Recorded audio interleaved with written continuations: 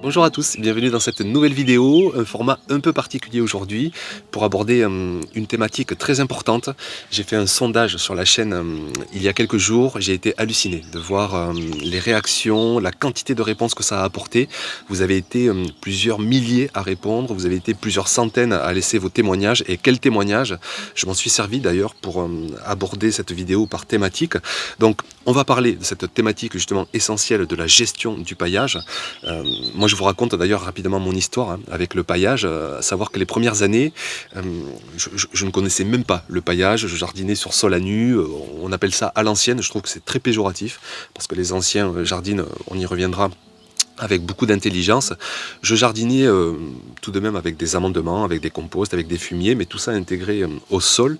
Je suis tombé ensuite vraiment sur une grosse approche sol vivant par couverture de sol, aussi un peu jumelé avec beaucoup de vidéos à l'époque de YouTube qui m'ont entraîné dans le sans, vous savez, sans eau, sans compost, sans engrais, enfin sans rien, et tout pousse miraculeusement. Sauf que je me suis confronté à une autre réalité dans mes potagers de l'époque, c'était que sans rien, il n'y avait rien qui poussait. Donc ça marchait pas. J'ai dû revoir ma copie, j'ai dû mettre beaucoup de nuances, j'ai accumulé aussi les saisons, accumulé les apprentissages, accumulé les connaissances aujourd'hui. Et justement aujourd'hui j'en arrive à une pratique qui me plaît, évidemment, puisque c'est le présent. On verra, peut-être que l'année prochaine ça me plaira moins. Mais en tout cas j'ai une pratique très nuancée avec le paillage, j'essaie d'en mettre beaucoup. Pour autant j'accepte aussi d'avoir des parcelles dépaillées, on y reviendra tout à l'heure, pour des raisons de praticité, pour des raisons d'efficacité. Donc j'ai fait ce sondage et vous avez été vraiment une très forte majorité, 70% à répondre que vous êtes dans la nuance dans votre gestion de paillage. Vous en apportez, mais par moments vous dépaillez pour jardiner tout simplement. Et pour d'autres raisons, on y reviendra tout à l'heure, notamment les limaces. Ça va être un sacré sujet. Ce résultat, il faut quand même le nuancer lui aussi. Je pense que ce n'est pas forcément une réalité nationale, bien loin de là même. Moi quand je me déplace, notamment dans des potagers associatifs, chez des amis, chez des copains jardiniers, très souvent c'est sur sol à nu. Moi je trouve que encore une énorme majorité de potagers, de jardins sont sur sol à nu, un peu moins l'été, mais vraiment sur YouTube peut-être le paillage est surreprésenté. De toute façon YouTube donne beaucoup d'audience aux techniques parallèles, des méthodes établies, des vérités établies. Quelque part ça fait pas d'audience, ça intéresse pas grand monde puisque c'est déjà existant. Mais sitôt qu'on apporte des méthodes alternatives, des méthodes même parfois miraculeuses, alors là les audiences sont géniales et YouTube pousse en avant. C'est comme sur Google, vous aurez des recherches, si vous faites une requête, les premières réponses sont souvent celles qui font le plus d'audience et pas forcément des réponses qui sont vraies. Alors le débat sur la vérité on le mettra de côté aujourd'hui, mais pour vous dire que ce sondage montre la réalité de la communauté qui suit la chaîne, et on dit souvent qu'elle ressemble un peu aux jardiniers, et c'est vrai que comme moi je nuance le paillage, vous êtes nombreux vous aussi à nuancer dans votre approche du paillage. Peut-être que si on faisait le sondage, par exemple chez Damien, Permaculture Agroécologie, qui a une vision beaucoup plus dans le couvert végétal, on le voit très rarement avec un sol à nu, peut-être que chez lui, il y aurait 70% de jardiniers qui jardinent avec le paillage à tout va. Donc ce sondage a été complété par des réponses, vous avez été très nombreux. Je vous mets en même temps aussi des images parce que encore cette semaine, je me suis retrouvé face à une parcelle avec ça de foin, et vraiment voilà, se retrouve à moi la problématique. Est-ce que je vire le foin et je plante vraiment avec praticité totale, je mets mes plants de salade, ou est-ce que je le laisse parce que je suis conscient que le paillage protège, nourrit le sol, favorise l'activité macrobiologique, protège des intempéries.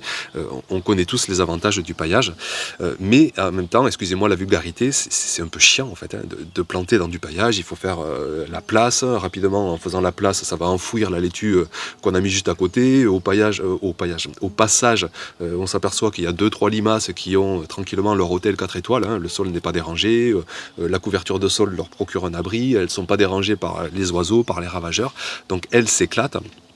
Et on se retrouve à se dire, c'est quand même pas forcément évident, pratique de planter dans du paillage. Donc on va commencer avec la première thématique, c'est les limaces. Alors, je crois que c'est 80% des commentaires. Vraiment, il y a une réalité des limaces, et moi le premier, hein, là aussi je trouve il y a une réalité sur YouTube, hein, l'autorégulation des limaces, il y a des vidéos qui font des buzz pas possibles. Vous laissez vos limaces 3-4 ans et puis ça va s'autoréguler. Moi je vais bientôt arriver à 10 ans sur ce dernier potager. Franchement, sitôt qu'il y a une période humide, avec un hôtel 4 étoiles, avec un sol qui n'est pas travaillé, avec des œufs de limaces qui ne sont pas dérangés, avec une couverture sur les œufs, il y a forcément une grosse prolifération. Et même si j'ai des tas de bois, des galets, des haies, des hérissons qui naviguent parfois, des crapauds, enfin vraiment j'ai tout, je pense, hein, je suis entouré de biodiversité face à une attaque de limaces. Je vous expose quelques commentaires, mais un qui racontait que c'était en dizaines de milliers. La personne s'était amusée, si on peut dire, à compter, sachant qu'une limace peut faire 10, 100 œufs, enfin c'est exponentiel, et elle était complètement déboussolée, envahie par ça, et vous êtes, mais une énorme majorité, moi j'appelle ça la majorité silencieuse, c'est-à-dire qu'on a un peu honte, on n'y arrive pas, on est en situation d'échec, on abandonne, on laisse tomber le potager. Et moi je le vois à chaque période humide, qu'est-ce qui se passe? Mes vidéos sur les limaces explosent et en même temps des jardiniers abandonnent. Je le vois aussi dans vos commentaires, je le ressens énormément. Donc faites vraiment attention avec les limaces. Si vous dépaillez un petit peu votre sol au printemps, si en plus vous le travaillez un petit peu en surface, les œufs sont exposés, les ravageurs ont accès aux œufs, on a des conditions qui sont moins propices aux limaces. Et puis sinon, ça revient aussi dans les commentaires, tant pis, on fait des compromis, on est conscient qu'un potager c'est anthropique, c'est de la main de l'homme, il faut faire un peu de place parfois sur la nature, et on va accepter de mettre une poignée d'anti-limaces, c'est biologique, ça reste non nuisible pour la qualité de nos légumes, et on fait un geste quelque part un peu égoïste. Alors ça, je sais, ça fait pas rêver, c'est pas démagogique, mais ça tombe bien, moi je suis pas là pour faire de la démagogie, je suis là pour parler d'une réalité de potager, de finalité à produire ces légumes, et parfois il faut mettre la sensibilité de côté pour arriver à produire. On comprend, moi j'y suis passé, je comprends très bien les jardiniers qui ne voudront surtout pas toucher aux limaces. Le tout c'est de, je pense, respecter les choix de chacun parce qu'on a tous des choix et des finalités à faire du potager. Ça va être pour produire, moi je veux nourrir ma famille, hein, vraiment au maximum. Il y en a ça va être pour être simplement heureux, il y en a ça va être pour favoriser un maximum de biodiversité. Les limaces font complètement partie de leur finalité et d'autres ne les supporteront pas. Donc à chaque jardinier de faire selon ses finalités, ses objectifs, ses contraintes, son contexte de potager. Un autre facteur qui est fortement revenu aussi sur cette gestion du paillage, c'est le réchauffement du sol lié aussi à son humidité. Donc un double sens, surtout dans le nord, Nord-Pas-de-Calais, enfin, nombreux, là aussi je vous affiche quelques commentaires, vous êtes nombreux à dire je dépaille au printemps. À la fois, ça me permet de semer, de planter, de créer mon potager, de le dessiner, hein, de mettre des graines un peu partout avec plus de praticité. C'est une période souvent pluvieuse, donc l'eau tombe directement au sol. Hein, vous savez, moi j'ai fait une vidéo pour tester les paillages et le fait qu'un paillage, ça retient la première partie d'une pluie. Hein, elle va rester stockée dans le paillage, puis ça va ensuite s'évaporer. Donc au final, le sol n'est pas humidifié. Donc là, on capte toute la saison de pluie et ensuite vous êtes nombreux vraiment à repailler sitôt les premières chaleurs et encore plus pendant l'été. Et moi c'est ce que je fais aussi beaucoup, je dépaille pour la praticité, pour laisser réchauffer le sol, pour laisser les pluies toujours pas assez suffisantes par chez nous, mais le peu de pluie va directement au sol, et ensuite je paille pour protéger cette réserve utile en eau, faire en sorte qu'elle reste bien stockée, qu'elle ne s'évapore pas avec le vent, avec le soleil qui tape directement au sol. Donc pour le réchauffement, vous êtes très nombreux vraiment à dépailler, jumelé avec la praticité. Et ça aussi c'est un item, c'est une chose qui revient très souvent. C'est vrai que là aussi dans les chaînes, dans les vidéos, full paillage, bon, on montre que c'est possible, et c'est possible. On peut faire à la scie un sillon dans le foin, aller mettre ses carottes, on peut faire un sillon dans de la paille, dans du broyat. Tout est possible. Hein, ça, dans la vie, tout est possible. Simplement, la praticité n'est pas la même.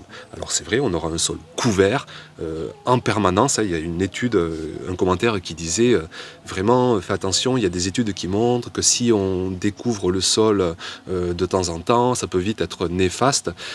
Oui, c'est sûr, mais on est jardinier, on est avant tout là pour produire des légumes, et surtout on verra qu'il y a solanu et solanu, j'y reviendrai juste tout à l'heure, il faut vraiment nuancer cette notion. Donc, pour des questions de praticité, on est nombreux à préférer dépailler l'instant de quelques semaines, et même des jardiniers encore plus nombreux qui ne veulent pas entendre parler de paillage, parce que ça reste très très très pratique de jardiner sur sol à nu. Donc ici, moi voilà, là encore, j'avais des parcelles à nu, j'ai un ressenti propre, j'ai des connaissances propres qui me font dire que j'aime pas trop ça, donc sitôt que je peux, hop là en ce moment, ça y est, je recommence à déposer des fines couches de tonte, d'herbe, de broyat, entre mes petits pois, entre mes carottes, même mon ail. Alors je sais qu'il en faut pas trop, sinon ça peut faire pourrir si c'est trop humide, mais je commence à repailler, et puis d'ici un mois, mon sol potager, on le reverra quasiment plus. Dans le sud, on arrive vite en période sèche. En tout cas, mi-mai, mon potager sera entièrement paillé. Après, je voudrais rebondir sur un commentaire qui est vraiment interpellant, et celui-ci, je vais vous le lire, qui dit « Je ne sais pas quand l'idée de sol vivant a commencé à se confondre avec celle de paillage ». Ça, c'est quand même super important. Je ne sais pas quand l'idée de sol vivant a commencé à se confondre avec celle de paillage. On peut très bien avoir un sol vivant sans paillage, via l'ajout de matières organiques plus ou moins décomposées. C'est ce que je répète souvent, j'y reviendrai, et notamment du fumier. Je suis en moyenne montagne, terre lourde au printemps, c'est terre à nu pour lui permettre de se réchauffer. Et ça grouille de vie à un apport généreux en fumier. Et en été, je repaille certaines cultures, celles qui craignent le moins les campagnols, parce que le paillage amène aussi, pas que les limaces, mais d'autres ravageurs, les rats, les campagnols notamment. Ça pour dire que des potagers sur sol à nu, je peux vous dire, j'en ai visité plusieurs dizaines, je pense même au-dessus de la centaine. Je suis très curieux, très intéressé, j'adore même les pratiques autres que les miennes. Et j'ai vu des potagers sur sol à nu qui sont bien plus grouillants d'activité biologique, avec des sols bien plus vivants au ressenti, que des potagers paillés sur sol tassé, non travaillé, sec, qui n'ont aucune activité, je ne pouvais même pas y poser la main. Donc pourquoi ? Ces jardiniers, ils ne sont pas si débiles que ça, il faut faire attention au jugement hâtif. L'important, quelles que soient nos pratiques, c'est de nourrir le sol. Il faut apporter une dose de matière organique, on appelle ça des amendements. Chaque saison, on apporte du carbone. Le carbone, vous en avez dans les composts, plus ou moins grossiers, des composts végétaux, des composts de fumier, des composts de tous les résidus de notre maison, des composts de feuilles, de bois, de broyat, de paille, de foin, enfin bref, l'éventail est large. Si on apporte ça à son sol, beaucoup de jardiniers ensuite vont l'enfouir, alors à la grelinette, au râteau, au croc, parfois au motoculteur, un mot qui est banni sur bien des chaînes, mais enfin, c'est quand même faire des jugements, je trouve, un peu trop rapides. Donc parfois à la motobinette, au motoculteur, le sol se retrouve en fait avec un paillage qui est plus ou moins intégré. On aide à mélanger la terre, l'argile avec la matière organique, on crée ce qu'on appelle un complexe argilo-humique, et si on regarde ce sol d'un œil extérieur, on pourrait se dire « Ouh, c'est un sol à nu, c'est un sol vraiment qui est pas bon du tout, et le jardinier est vraiment très très nul. » Non, non, non, c'est un jardinier qui nourrit son sol, qui prend soin de son sol, qui jardine de cette façon-là et qui a des résultats souvent très très extraordinaires, en tout cas qui marchent très bien. Donc on peut comparer ça avec quelqu'un qui va voir, tiens, il ne faut pas travailler son sol, il faut pailler, sauf que son sol, il a un mauvais pH, il a une mauvaise texture, il est rempli d'argile, il est compact, il n'a aucune porosité, il est sec, il n'y a pas eu de période de pluie, vous mettez un paillage là-dessus, il ne faut pas faire ce geste, vous mettez un paillage là-dessus, il ne se passera absolument rien, et le sol restera inerte, le paillage va finir par se décomposer en surface, se volatiliser, et le sol ne sera pas amélioré.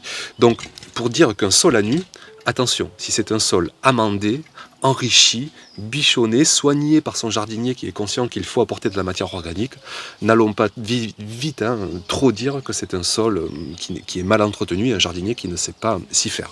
Là où je pense on peut quand même un peu pointer une problématique, c'est sur les engrais de synthèse, les engrais chimiques qui ne contiennent pas de carbone, on pense à l'ammonitrate, à l'urée, il y a quasiment pas ou très très peu de carbone. Donc qu'est-ce qui se passe ? On n'apporte que des minéraux qui vont directement aux plantes, et le sol, l'activité macrobiologique n'a rien à manger. On n'améliore pas la texture, on n'apporte pas une ration annuelle, et les sols finissent par se mourir, finissent par être lessivés, par partir à la mer. Et là, c'est problématique. Mais là aussi, attention, l'agriculture ne fait pas que ça. Enfin, tous les agriculteurs ne fonctionnent pas ainsi. Il y a de plus en plus de champs qui sont non labourés, qui sont fertilisés via des apports organiques plutôt que des apports de synthèse.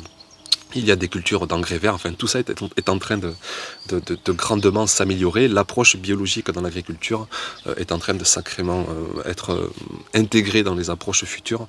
Et enfin moi je suis assez optimiste, je sais que tant pis, je dois perdre beaucoup d'audience à dire ça, je joue pas dans le drama, dans le clash, tout ça, mais je suis assez optimiste sur l'agriculture de demain, parce que ça bouge et ça va bouger encore plus. Les jeunes là qui arrivent sont conscients de tout ça, et voilà, on sait que le climat se dérègle, on va prendre les choses en main pour mieux faire demain.